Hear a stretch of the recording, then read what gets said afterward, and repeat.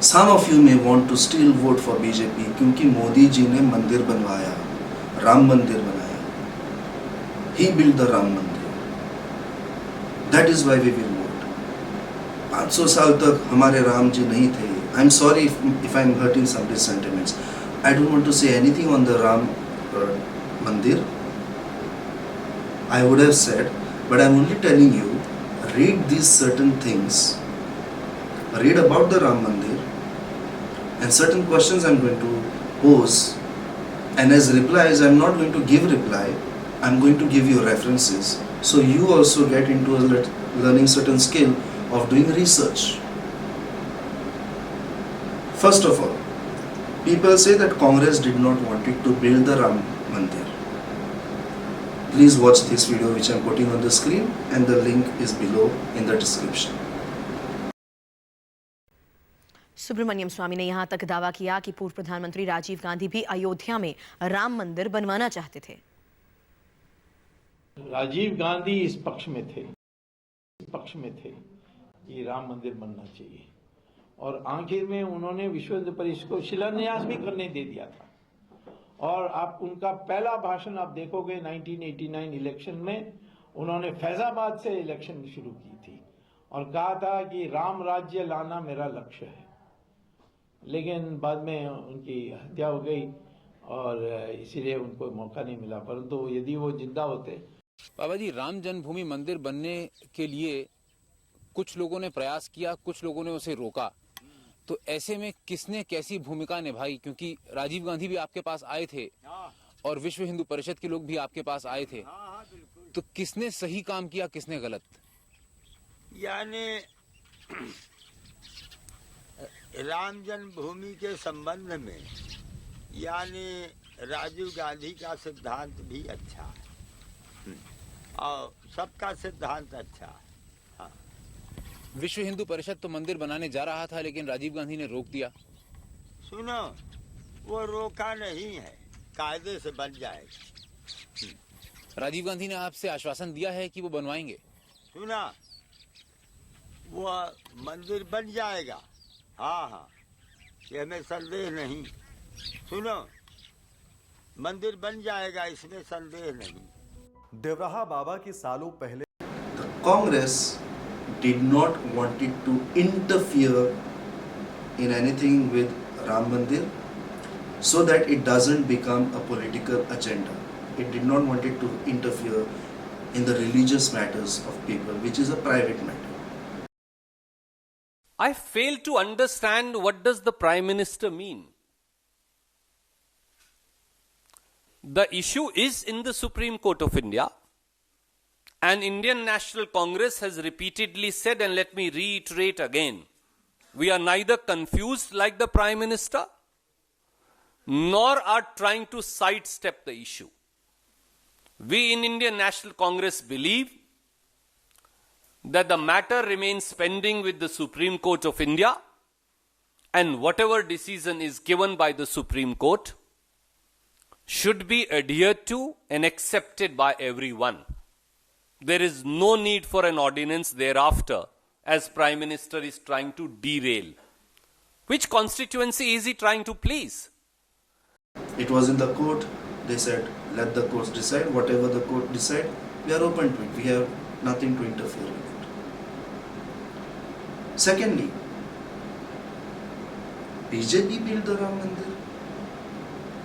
This particular site, which I am putting here, and I am putting the link in description, gives you the whole chronology of what happened, how it started, how the case went into the courts, what judgments were passed before, till the recent judgment in 2019-20, and how it came to be built.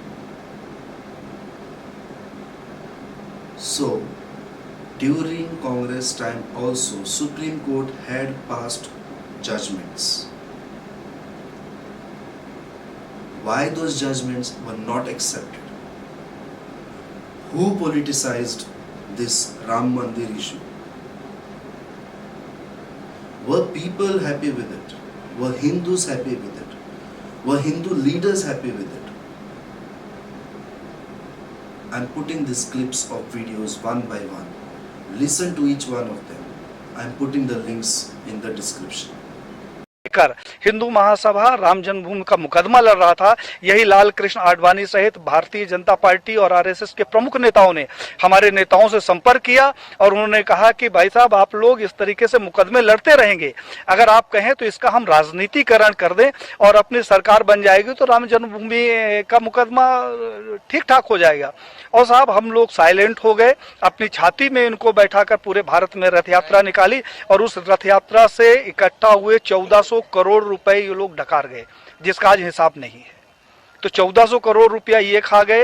Hindutva के नाम पर जो भी प्रखर नेता आगे आता है, कहने के लिए थोड़ा सा बुरी बात है लेकिन कहना जरूरी है, अशोक सिंघल जी को मैंने पत्र लिखा। हमने कहा 1400 करोड़ रुपया जो राम जन्मभूमि का इकट्ठा हुआ कहाँ गया। अशोक सिंघल जी से हमारा बड़ा आत्मिक लगाव था। उन्होंने उसका जवाब दिया और मुझे फोन किया कि पांडे साहब, मैं अयोध्या जा रहा हूं, आप आ जाओ, आपसे कुछ बात करना है। मैं जब अयोध्या गया तो एक गले में वो पीला टॉवेल रखते थे, उन्होंने जो शिला रखी हुई थी उसकी धूल झाड़नी शुरू कर दी। हमने कहा कि ये क्या कर रहे हो। बोला, पांडे जी, मेरा अंतिम सपना है कि किसी तरीके से मेरे जिंदा रहते ही ये मंदिर का निर्माण हो जाए। साहब, उन्होंने हमारी उनकी काफी गंभीर चर्चा हुई। उन्होंने कहा, पांडे जी, अभी जब न्यायालय के द्वारा हो गया तो इसका क्रेडिट मैं नहीं चाहता कि बीजेपी के पास जाए, क्योंकि बीजेपी का इसमें कोई योगदान नहीं है। मुझे वो दिन याद है, भारत के बच्चे बच्चे को ये दिन याद होगा जब 1947 से लेकर हिंदू महासभा राम जन्मभूमि का मुकदमा लड़ रहा था। यही लाल कृष्ण आडवाणी सहित भारतीय जनता पार्टी और आरएसएस के प्रमुख नेताओं ने हमारे नेताओं से संपर्क किया और उन्होंने कहा कि भाई साहब, आप लोग इस तरीके से मुकदमे लड़ते रहेंगे, अगर आप कहें तो इसका हम राजनीतिकरण कर दें और अपनी सरकार बन जाएगी तो राम जन्मभूमि का मुकदमा ठीक ठाक हो जाएगा। और साहब, हम लोग साइलेंट हो गए, अपनी छाती में इनको बैठाकर पूरे भारत में रथ यात्रा निकाली और उस रथ यात्रा से इकट्ठा हुए 1400 करोड़ रुपए ये लोग डकार गए, जिसका आज हिसाब नहीं है। तो 1400 करोड़ रुपया ये खा गए। हिंदुत्व के नाम पर जो भी प्रखर नेता आगे आता है, कहने के लिए थोड़ा सा बुरी बात है लेकिन कहना जरूरी है, अशोक सिंघल जी को मैंने पत्र लिखा। हमने कहा 1400 करोड़ रुपया जो राम जन्मभूमि का इकट्ठा हुआ कहाँ गया। अशोक सिंघल जी से हमारा बड़ा आत्मिक लगाव था। उन्होंने उसका जवाब दिया और मुझे फोन किया कि पांडे साहब, मैं अयोध्या जा रहा हूं, आप आ जाओ, आपसे कुछ बात करना है। मैं जब अयोध्या गया तो एक गले में वो पीला टॉवेल रखते थे, उन्होंने जो शिला रखी हुई थी उसकी धूल झाड़नी शुरू कर दी। हमने कहा कि ये क्या कर रहे हो। बोला, पांडे जी, मेरा अंतिम सपना है कि किसी तरीके से मेरे जिंदा रहते ही ये मंदिर का निर्माण हो जाए। साहब, उन्होंने हमारी उनकी काफी गंभीर चर्चा हुई। उन्होंने कहा, पांडे जी, अभी जब न्यायालय के द्वारा हो गया तो इसका क्रेडिट मैं नहीं चाहता कि बीजेपी के पास जाए, क्योंकि बीजेपी का इसमें कोई योगदान नहीं है। मुझे वो दिन याद है, भारत के बच्चे बच्चे को ये दिन याद होगा जब 1947 से लेकर हिंदू महासभा राम जन्मभूमि का मुकदमा लड़ रहा था। यही लाल कृष्ण आडवाणी सहित भारतीय जनता पार्टी और आरएसएस के प्रमुख नेताओं ने हमारे नेताओं से संपर्क किया और उन्होंने कहा कि भाई साहब, आप लोग इस तरीके से मुकदमे लड़ते रहेंगे, अगर आप कहें तो इसका हम राजनीतिकरण कर दें और अपनी सरकार बन जाएगी तो राम जन्मभूमि का मुकदमा ठीक ठाक हो जाएगा। और साहब, हम लोग साइलेंट हो गए, अपनी छाती में इनको बैठाकर पूरे भारत में रथ यात्रा निकाली और उस रथ यात्रा से इकट्ठा हुए 1400 करोड़ रुपए ये लोग डकार गए, जिसका आज हिसाब नहीं है। तो 1400 करोड़ रुपया ये खा गए। हिंदुत्व के नाम पर जो भी प्रखर नेता आगे आता है, कहने के लिए थोड़ा सा बुरी बात है लेकिन कहना जरूरी है, अशोक सिंघल जी को मैंने पत्र लिखा। हमने कहा 1400 करोड़ रुपया जो राम जन्मभूमि का इकट्ठा हुआ कहाँ गया। अशोक सिंघल जी से हमारा बड़ा आत्मिक लगाव था। उन्होंने उसका जवाब दिया और मुझे फोन किया कि पांडे साहब, मैं अयोध्या जा रहा हूं, आप आ जाओ, आपसे कुछ बात करना है। मैं जब अयोध्या गया तो एक गले में वो पीला टॉवेल रखते थे, उन्होंने जो शिला रखी हुई थी उसकी धूल झाड़नी शुरू कर दी। हमने कहा कि ये क्या कर रहे हो। बोला, पांडे जी, मेरा अंतिम सपना है कि किसी तरीके से मेरे जिंदा रहते ही ये मंदिर का निर्माण हो जाए। साहब, उन्होंने हमारी उनकी काफी गंभीर चर्चा हुई। उन्होंने कहा, पांडे जी, अभी जब न्यायालय के द्वारा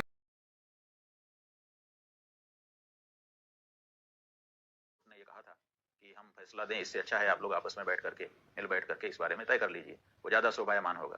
तो सुप्रीम कोर्ट के निर्देश पर हिंदू पक्षकार, हम लोग पक्षकार थे इसीलिए हम भी सम्मिलित थे उसमें, हमारी समिति की ओर से, और मुस्लिम पक्षकार जितने भी थे वो और उनके अधिवक्तागण वो सम्मिलित होते थे। कई बार हम लोग बैठे और सच बात यह है कि बैठने का फायदा हुआ, लाभ हुआ। लाभ क्या हुआ कि मुस्लिम पक्ष को ये बात समझ में आई कि लड़ने का कोई फायदा नहीं, और इसीलिए फैसला आने के पहले, सुप्रीम कोर्ट का जो फैसला आया है उसके आने के पहले हम लोगों ने एक समझौता किया सुन्नी सेंट्रल वक्फ बोर्ड के साथ।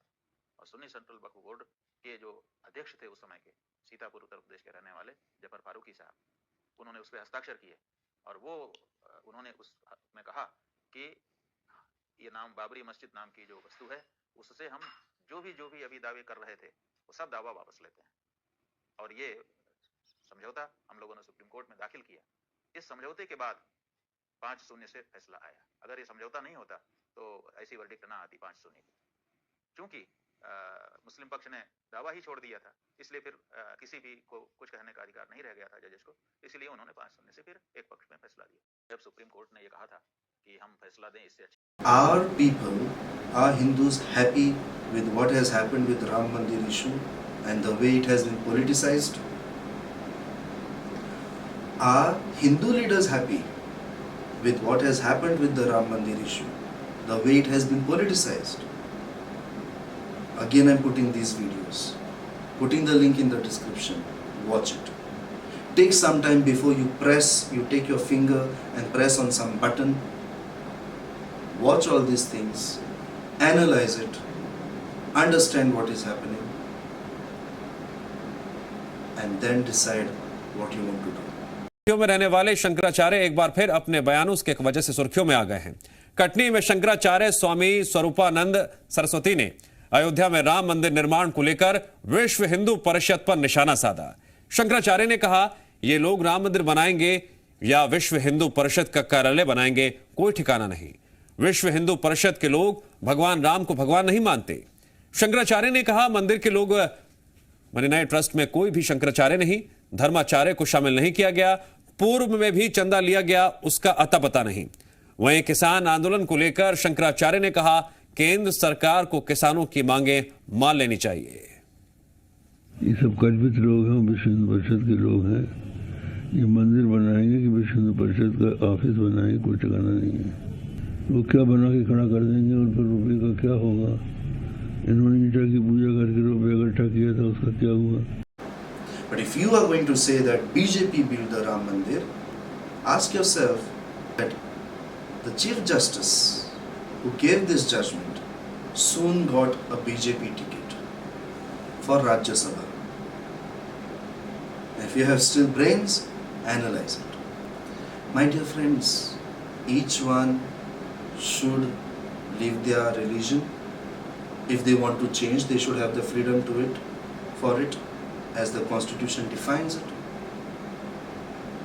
I cannot stop somebody from converting, neither can I force somebody to convert.